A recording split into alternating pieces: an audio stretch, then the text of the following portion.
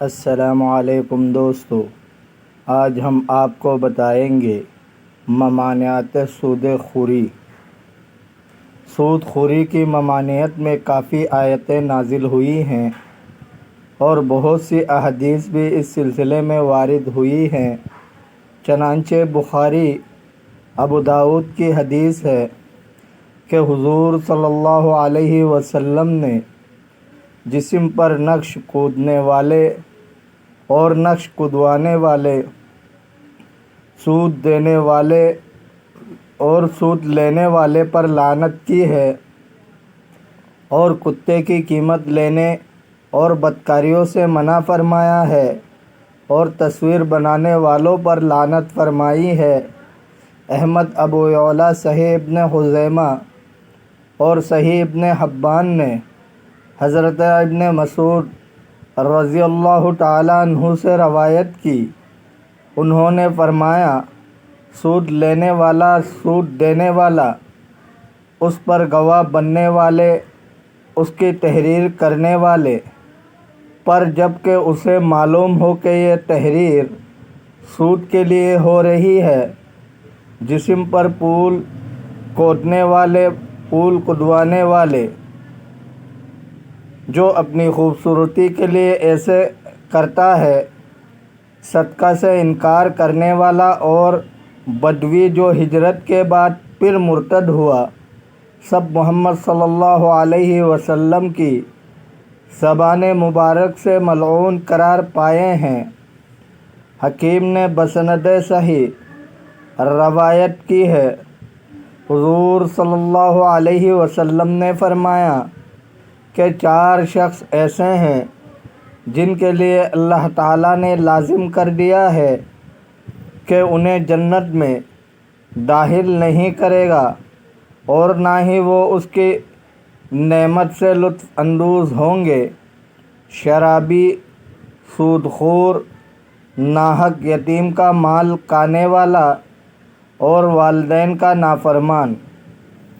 حاکم کی ایک روایت ہے جسے صحیح قرار دیا گیا ہے کہ سود کے 73 دروازے ہیں، جن میں سے سب سے کمتر یہ ہے کہ جسے کوئی شخص اپنے ماں سے نکاح کر لے۔ بزار نے بسند صحیح روایت کی ہے کہ سود کے کچھ اوپر 70 اقسام ہے، اسی طرح شرک بھی ہے۔ بہقی کی روایت ہے کہ سود کے 70 دروازے ہیں، اور سب سے ادنیٰ یہ ہے کہ انسان اپنی ماں سے بدکاری کرے۔ طبرانی کبیر میں حضرت عبداللہ بن سلام رضی اللہ تعالیٰ عنہ سے روایت کی ہے کہ رسول اللہ صلی اللہ علیہ وسلم نے فرمایا، وہ درہم جو انسان سود میں لیتا ہے، اللہ کے نزدیک حالت اسلام میں 33 مرتبہ زنا کرنے سے بھی بدتر ہے۔ اس روایت کی سند میں انقطاع ہے، اور ابی الدنیا اور بغوی نے اس سے موقوفاً حضرت عبداللہ بن سلام رضی اللہ تعالی عنہ سے روایت کیا ہے، اور یہی صحیح ہے، اور یہ حدیث موقوف بھی حدیث مرفوع کے حکم میں ہے، کیونکہ ایک سودی درہم کا مذکورہ بالا تعداد میں زنا کرنے سے بھی اللہ تعالیٰ کے ہاں بہت بڑا گناہ ہونا، وحی کے بغیر معلوم ہونا ناممکن ہے۔